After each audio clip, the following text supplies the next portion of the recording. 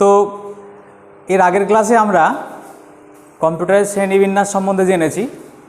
এবারে আমরা একটি ডিজিটাল কম্পিউটারের ব্লক ডায়াগ্রাম সম্বন্ধে আলোচনা করব। তো ডিজিটাল কম্পিউটার কি সেটা নিয়ে আমরা আগেই আলোচনা করেছি। এখন যেটা নিয়ে আলোচনা করব যে একটা ডিজিটাল কম্পিউটার কি কি জিনিস নিয়ে তৈরি হয় এবং কীরকমভাবে তার কাজকর্মগুলো হয় সেটা নিয়ে একটুখানি আলোচনা করি। তো তোমাদের এমনি কোশ্চেন আসতে পারে যে block diagram of A digital computer. তো এখানে দেখতে পাচ্ছ তোমরা যে একটা ডায়াগ্রাম এঁকে দেখানো আছে। কি জিনিসটা আমরা আস্তে আস্তে আলোচনা করব। ওপরে লেখাই আছে ডিজিটাল কম্পিউটারের ব্লক ডায়াগ্রাম। এটা পরীক্ষায় প্রায়ই আসে তোমাদের। তো আমি স্টার্ট করছি। প্রথমে যে জিনিসটা তোমরা দেখতে পাচ্ছ সেটা হচ্ছে ইনপুট ইউনিট।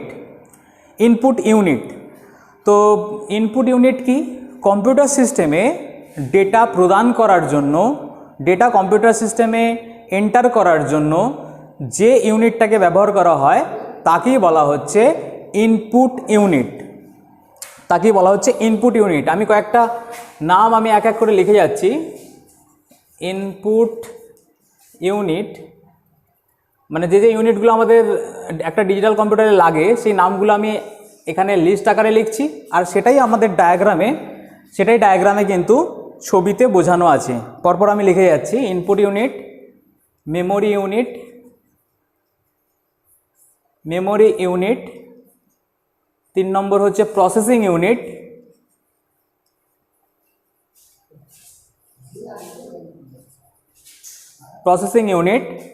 4 নম্বর হচ্ছে আউটপুট ইউনিট, 5 হচ্ছে বাস ইউনিট। জিনিসটা কি এটা নিয়ে আলোচনায় আসব পরবর্তী সময়ে। তো আমি লিস্ট করে দিলাম, অর্থাৎ কিনা 5টা জিনিস একটা ডিজিটাল কম্পিউটারের ব্লক ডায়াগ্রাম যে আমরা এঁকেছি তাতে আমরা 5টা জিনিস দেখতে পাবো। প্রথমটাই হচ্ছে ইনপুট ইউনিট, যেটা এখানে ছবিতে এঁকে দেওয়া আছে। ইনপুট ইউনিটটা কি বললাম? যে কম্পিউটার সিস্টেমে যে ইউনিটের মাধ্যমে আমরা তথ্য কম্পিউটার সিস্টেমের মধ্যে প্রদান করে থাকি তাকেই ইনপুট ইউনিট বলা হচ্ছে। ইনপুট ইউনিটের এক্সাম্পল কি, মানে কোন কোন ডিভাইসগুলো ইনপুট ইউনিট হিসেবে ব্যবহার করা হয় একটা ডিজিটাল কম্পিউটার সিস্টেমে। যেমন আমরা কিবোর্ড, মাউস এর মাধ্যমে কি করছি, আমরা ইনপুট কম্পিউটার সিস্টেমের মধ্যে প্রদান করতে পারছি। সেক্ষেত্রে মাউস, কিবোর্ড এইগুলো হচ্ছে ইনপুট ইউনিট, কিন্তু ইনপুট ডিভাইসের মতো কাজ করছে বা ইনপুট ডিভাইস হিসেবে কাজ করছে। তাহলে ইনপুট ইউনিটে যে সমস্ত ইলেকট্রনিক ডিভাইসগুলো আমরা ব্যবহার করছি কম্পিউটার ইনপুট দেওয়ার জন্য তাদেরকে ইনপুট ডিভাইস বলা হয়। যেমন কি বললাম, কিবোর্ড, মাউস, স্ক্যানার। তারপর তোমরা দেখবে যে শপিং মলে গেলে দেখতে পাবে বারকোড রিডার আছে, মানে একটা এরকম কিছু দিয়ে একটা ডিভাইস আছে, সেটা নিয়ে একটা কোডের ওপরে একটা আলো পড়বে, লাল আলো, সেটা পড়লেই সেই রিডারটা কিন্তু রিড করে নিতে পারবে। বারকোড দেখবে একটা লাইন টানা টানা একটা লম্বা একটা জিনিস হয়, তো তাতে পড়লে সেখান থেকে তথ্য কিন্তু পড়তে পারে বারকোড রিডার। তো এগুলো সবই হচ্ছে কম্পিউটার সিস্টেমে ইনপুট ডিভাইস হিসেবে কাজ করছে। ইনপুট ইউনিটের ইনপুট ডিভাইস হিসেবে তাহলে কোনগুলো কাজ করছে?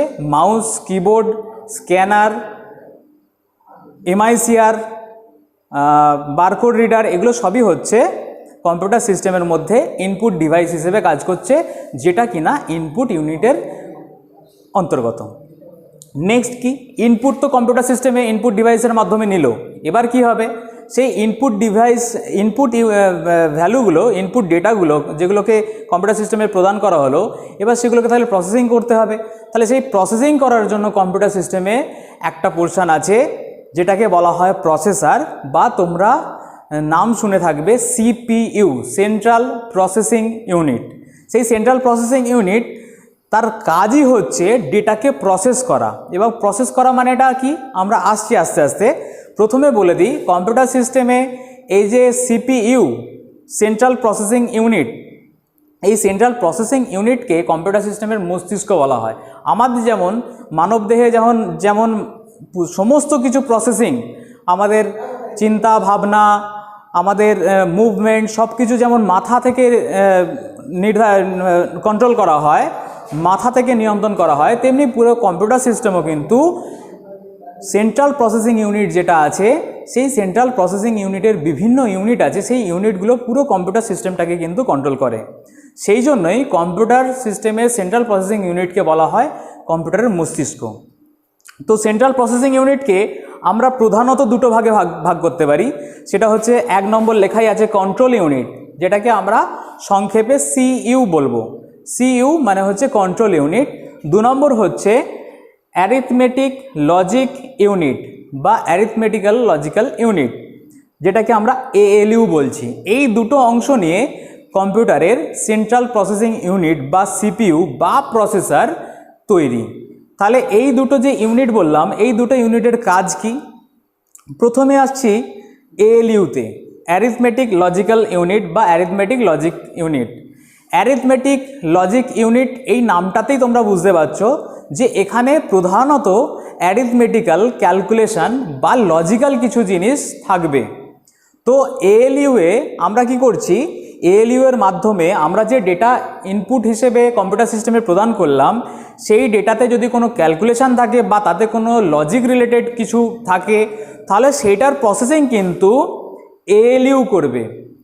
এইবারে আমি আসছি CU, control unit. Control unit মানে আমি বললাম যে কন্ট্রোল ইউনিট মানে নামটাতেই ডেফিনেশন লুকিয়ে আছে যে যে পুরো বিষয়গুলোকে কন্ট্রোল করে, কোথায় কি প্রসেসিং হবে, কোথায় অ্যারিথমেটিক্যাল ক্যালকুলেশন হবে, কোথায় লজিক্যাল ইকুয়েশন থাকবে, কোথায় কি প্রিন্ট হবে, কোথায় কোনটা সেভ হবে, কোন মেমোরি লোকেশানে গিয়ে সেভ হবে, এই সমস্ত কিছু যে নিয়ন্ত্রণ করছে তাকে বলা হচ্ছে সিইউ।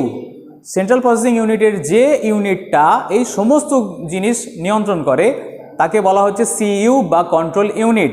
তাহলে কোনো অ্যারিথমেটিক্যাল ক্যালকুলেশনও যদি আমাদের করতে হতে পারে, যদি হয়, সেক্ষেত্রে কিন্তু সিইউ ডিসিশন নিচ্ছে, সিদ্ধান্ত নিচ্ছে যে সেটাকে এএলইউতে পাঠাতে হবে।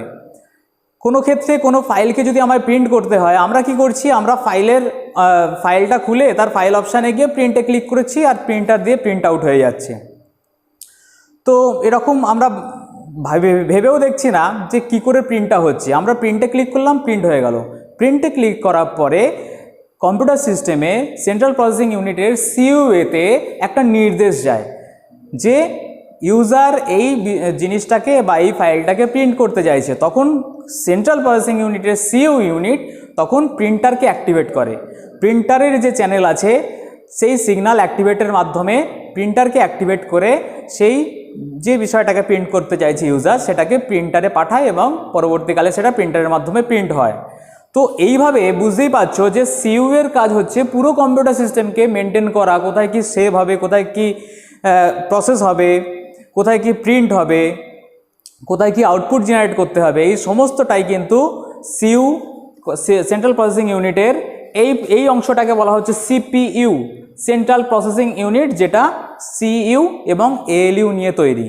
নেক্সট আসছি, ধরো কোনো যে ডেটাগুলো আমরা দিলাম কম্পিউটার সিস্টেমে, সেইগুলোর মধ্যে প্রসেসিংয়ের পরে পার্মানেন্টলি হতে পারে বা টেম্পোরারিলি আমরা কম্পিউটার সিস্টেমের মধ্যে স্টোর করতে চাইছি। আমি বললাম 3 + 4 + 5, তো এইগুলো যোগ করে কি হয়? তাহলে কম্পিউটার সিস্টেমে যখন আমরা এরকম ইকুয়েশন পাবো, সেক্ষেত্রে কিন্তু প্রথমে দুটোকে নেবে, তার সঙ্গে অ্যাডিশান অপারেটরের মাধ্যমে যোগ হবে, যোগ হয়ে যে রেজাল্টটা হবে সেইটাকে আবার পরবর্তী যে ভ্যালু আছে তার সঙ্গে যোগ হয়ে ফাইনাল রেজাল্টটা তৈরি করবে। অর্থাৎ কিনা একটা স্টেপে কিন্তু হচ্ছে না, একাধিক ধাপে ধাপে হচ্ছে। সেক্ষেত্রে তাহলে আগের রেজাল্ট আমায় স্টোর করে কোথাও রাখতে হচ্ছে, হয়তো পার্মানেন্টলি নয় কিন্তু টেম্পোরারিলি আমায় স্টোর করে রাখতে হচ্ছে। সেই জন্য কিন্তু আমরা যে কন্ট্রোল ইউনিটের মাধ্যমে ডেটাকে প্রসেস করার চেষ্টা করছি, তার যে অ্যারিথমেটিক্যাল ক্যালকুলেশন করছি, সেই ক্যালকুলেশনের রেজাল্ট কিন্তু এই সিপিইউ এর মধ্যে বিভিন্ন রেজিস্টার আছে তার মধ্যে সাময়িকভাবে সঞ্চিত হয়। এটা হচ্ছে টেম্পোরারিলি। আর কি আছে, এর মধ্যে যদি কোনো ডেটাকে আমরা পার্মানেন্টলি ভবিষ্যতের জন্য স্টোর করতে চাই, সেক্ষেত্রে আমাদের মেমোরি ইউনিট কম্পিউটার সিস্টেমের সঙ্গে থাকে।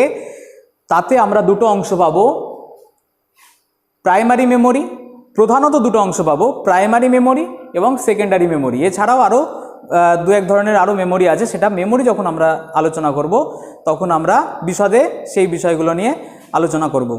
তো সিপিইউ এর মাধ্যমে প্রসেস ডেটাকে আমাকে টেম্পোরারিলি হতে পারে বা পার্মানেন্টলি হতে পারে। যদি কম্পিউটার সিস্টেমে স্টোর করতে হয় তাহলে আমাকে মেমোরির আশ্রয় নিতেই হবে। সেক্ষেত্রে মেমোরি আমি বললাম দুই ধরনের, প্রধানত প্রাইমারি, সেকেন্ডারি। প্রাইমারি মেমোরি কোনগুলো? প্রাইমারি মেমোরি হচ্ছে আমি কোনো একটা ফাইলকে নিয়ে কাজ করছি, কোনো একটা ফাইলে ডেটা ইনপুট করছি, কোনো একটা ফাইলে হয়তো আপডেট করছি, কোনো একটা ফাইলের কন্টেন্টকে আমি যদি আপডেট করি, তাহলে তুমি যে লেখাগুলো লিখছো খেয়াল করে দেখবে সেই লেখাটা লেখার পরেই কিন্তু পালিয়ে যাচ্ছে না, সেটা সাময়িকভাবে ওই ফাইলে কিন্তু যেন মনে হচ্ছে স্টোর হয়ে যাচ্ছে, যদিও তুমি ফাইলটাকে পার্মানেন্টলি স্টোর করোনি। তাহলে লেখাগুলো যখন তুমি টাইপ করছো, লেখাগুলো যখন থেকে যাচ্ছে, তাহলে নিশ্চয়ই কোথাও না কোথাও কম্পিউটার সিস্টেমে স্টোর হচ্ছে, সেটা কিন্তু প্রাইমারি মেমোরি। এই রকম সময় যদি কম্পিউটারটা দপ করে বন্ধ হয়ে যায়, অ্যাবনর্মাল শাটডাউন হয়, সেক্ষেত্রে কিন্তু তুমি যে লেখাগুলো লিখেছিলে, যে ফাইলটাকে তুমি পার্মানেন্টলি স্টোর করুনি, সেভ করুনি, সেই ফাইলের কন্টেন্টগুলো কিন্তু উড়ে পালাবে। তুমি যতক্ষণ লিখছিলে ততক্ষণ স্টোর আছে। অর্থাৎ কিনা প্রাইমারি মেমোরি হচ্ছে সেই মেমোরি কম্পিউটার সিস্টেমের যে পাওয়ার অফ হওয়ার সঙ্গে সঙ্গে তাতে সঞ্চিত তথ্য কিন্তু ডিলিট হয়ে যায়, হারিয়ে যায়, মুছে যায়। আর অপরপক্ষে কি সেকেন্ডারি মেমোরি? কি সেকেন্ডারি মেমোরি হচ্ছে কম্পিউটার সিস্টেমের সেই মেমোরি অংশ বা সেই স্মৃতি যেখানে আমরা কোনো তথ্য বা ফাইলকে ভবিষ্যতের জন্য পার্মানেন্টলি, স্থায়ীভাবে সঞ্চয় করে রাখতে পারি। এটা হচ্ছে সেকেন্ডারি মেমোরি। যেমন এক্সাম্পল কি, আমরা চিপ হতে পারে, আমরা পেন ড্রাইভ হতে পারে, আমাদের সিডি হতে পারে, ডিভিডি হতে পারে। এতে কি করছি, আমরা রাইট করে তাদের তথ্য দীর্ঘদিনের জন্য সঞ্চয় করে রাখতে পারছি। বা আমাদের হার্ড ডিস্ক আছে, এর আগে ব্যবহার হতো ফ্লপি ডিস্ক আছে, সেই ফ্লপি ডিস্ক বা হার্ড ডিস্ক বা কম্প্যাক্ট ডিস্ক বা ডিভিডি বা পেন ড্রাইভ, এর মাধ্যমে আমরা কি করছি, তথ্যকে ভবিষ্যতের জন্য সঞ্চয় করার জন্য আমরা রাখতে পারছি। এটা হচ্ছে সেকেন্ডারি মেমোরি। অর্থাৎ কিনা এর সঙ্গে পাওয়ার কানেকশানের কোনো সম্পর্কই নেই। কম্পিউটার যদি বন্ধও হয়ে যায় তাহলেও কিন্তু কম্পিউটারে সেকেন্ডারি মেমোরিতে সঞ্চিত তথ্য সেটা কিন্তু থেকে যাবে। অপরপক্ষে প্রাইমারি মেমোরি, আমি কি বললাম, প্রাইমারি মেমোরি হচ্ছে সেই অংশটা, সেই মেমোরি যে পাওয়ার অফ হওয়ার সঙ্গে সঙ্গে তাতে সঞ্চিত তথ্য কিন্তু মুছে যায়, যার জন্য প্রাইমারি মেমোরিকে বলা হচ্ছে ভোলাটাইল মেমোরি বা উদ্দায়ী স্মৃতি, ভোলাটাইল মেমোরি। অপরপক্ষে সেকেন্ডারি মেমোরিকে বলা হচ্ছে অনুদ্দায়ী বা non volatile memory. Volatile memory তাহলে কি বললাম, যেটার এক্সাম্পল প্রাইমারি মেমোরি, কি বললাম না, তথ্য যদি পাওয়ার অফ হওয়ার সঙ্গে সঙ্গে মুছে যায় তবে সেই মেমোরিকে বলা হচ্ছে ভোলাটাইল মেমোরি, তার এক্সাম্পল হচ্ছে প্রাইমারি মেমোরি। অপরপক্ষে তথ্য যদি পাওয়ার অফ হওয়ার সঙ্গে সঙ্গে মুছে না যায় তাহলে সেক্ষেত্রে সেই মেমোরিকে বলা হচ্ছে নন ভোলাটাইল মেমোরি, তার এক্সাম্পল আমি বললাম হার্ড ডিস্ক হতে পারে, ফ্লপি ডিস্ক হতে পারে, কম্প্যাক্ট ডিস্ক হতে পারে, পেন ড্রাইভ হতে পারে, চিপ হতে পারে। এইগুলো সবই হচ্ছে নন ভোলাটাইল মেমোরির মধ্যে থাকবে। কারণ হচ্ছে এ থেকে তথ্য পাওয়ার অফ হওয়ার সঙ্গে সঙ্গে কিন্তু ডিলিট হয়ে যায় না। যদি এরকম হতো, যদি কম্পিউটার সিস্টেমের অপারেটিং সিস্টেম যেখানে লোড হয় সেটা যদি প্রাইমারি মেমোরিতে থাকতো, তাহলে যতবার কম্পিউটার বন্ধ করা হতো ততবার ডেটা ডিলিট হয়ে যেত এবং প্রত্যেকবার রিইনস্টল করতে হতো অপারেটিং সিস্টেমকে। সেটা তো হয় না। তাহলে কি হয় না, আমরা একবার লোড করার পরে কম্পিউটার বারবার আমরা একবার অফ করছি, আবার অন করলাম, বা বারবার ভবিষ্যতের জন্য আমরা ব্যবহার করতে পারছি একবার ইনস্টলের মাধ্যমে অপারেটিং সিস্টেমকে। কিন্তু এটা কেন হচ্ছে, কারণ হচ্ছে আমরা সেকেন্ডারি মেমোরিতে অপারেটিং সিস্টেমটাকে লোড করছি, যেখান থেকে কিন্তু পাওয়ার অফের সঙ্গে সঙ্গে ডেটা মুছে যাচ্ছে না। তো এটা মেমোরি ইউনিট। তাহলে সিপিইউ সম্বন্ধে বললাম, মেমোরি ইউনিট বললাম, ইনপুট ইউনিট বলে দিয়েছি। নেক্সট হচ্ছে কি, এখানে ইনপুট করার তথ্য, ইনপুট করা ডেটা, সেটা প্রসেসরের মাধ্যমে প্রসেসিং হয়ে মেমোরি ইউনিটে স্টোর হয়ে হতে পারে সেটার আউটপুট জেনারেট হতে পারে। সেই আউটপুট জেনারেট করার জন্য যে ইউনিটটাকে ব্যবহার করা হয় কম্পিউটার সিস্টেমে সেটাকে বলা হয় আউটপুট ইউনিট। আর আউটপুট ইউনিটে যে সমস্ত ইলেকট্রনিক ডিভাইসগুলোকে ব্যবহার করা হয় কম্পিউটার সিস্টেমের সঙ্গে তাদেরকে বলা হয় আউটপুট ডিভাইস। যেমন আমি একটু আগেই বলেছি যে কোনো একটা তথ্য বা কোনো একটা ফাইলকে আমরা যদি প্রিন্ট করতে চাই তাহলে আমরা প্রিন্ট করছি, প্রিন্টারের মাধ্যমে সেই তথ্যটা কম্পিউটার সিস্টেমের বাইরে বেরিয়ে আসছে। কম্পিউটার সিস্টেমের তথ্য যার যার মাধ্যমে বাইরে বেরিয়ে আসে বা দেখা যায় সেই ডিভাইস বা ইউনিটটাকে বলছি আউটপুট ইউনিট, এবং তার জন্য ব্যবহৃত ডিভাইসগুলোকে বলছি আউটপুট ডিভাইস। যেমন প্রিন্টার, যেমন মনিটর। আমরা যে কাজটা করছি, ইনপুট দিচ্ছি, সেই ইনপুট ঠিকঠাক নিচ্ছে কিনা সেটা আবার স্ক্রিনের মাধ্যমে দেখতেও পাচ্ছি। তাহলে মনিটর নিজেও একটা আউটপুট ডিভাইস। তো এরকম আরও আউটপুট ডিভাইস আছে যেটা নিয়ে আমরা বিস্তারিত আলোচনা পরবর্তীকালে করব। কিন্তু এখানে আরেকটা বিষয় যেটা দেখবে এইখানের লিস্টে আছে বাস ইউনিট, খুব গুরুত্বপূর্ণ। এই ইউনিটগুলো 4টি ইউনিট তোমরা দেখতে পাচ্ছ, input unit, memory unit, processing unit বা প্রসেসর, আর হচ্ছে আউটপুট ইউনিট। কিন্তু একটা ইউনিট দেখতে পাওয়া যাচ্ছে না, যেটা হচ্ছে বাস ইউনিট। বাস ইউনিটটা কি জিনিস? এই যে সম্পূর্ণ কম্পিউটার সিস্টেমটা, কম্পিউটার সিস্টেমের বিভিন্ন ইউনিটগুলো একে অপরের সঙ্গে এই যে তথ্য আদান প্রদান করছে, সেটা নির্দিষ্ট চ্যানেলে, নির্দিষ্ট সিগন্যাল পরিবহনকারী তারের মাধ্যমে। সেই তারগুলোকে আমরা বলছি বাস ইউনিট। যার মাধ্যমে সিগন্যাল অথবা তথ্য যাতায়াত করছে তাকে বলা হচ্ছে বাস ইউনিট। অর্থাৎ কিনা বাস ইউনিটের মাধ্যমে এই যে input unit, memory unit, processor এবং হচ্ছে আউটপুট ইউনিট, তারা একে অপরের সঙ্গে যুক্ত। তাহলে 5টা জিনিস আমি এখানে বলার চেষ্টা করলাম, যেটা কিনা একটা ডিজিটাল কম্পিউটারের ব্লক ডায়াগ্রামে আমরা দেখে থাকি। তো এটা হচ্ছে ডিজিটাল কম্পিউটারের ব্লক ডায়াগ্রাম। এটা প্রায় তোমাদের কোশ্চেনে আসে।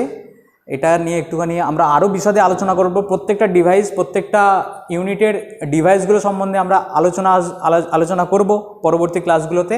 তো আপাতত এইটাই হচ্ছে ডিজিটাল কম্পিউটারের ব্লক ডায়াগ্রাম।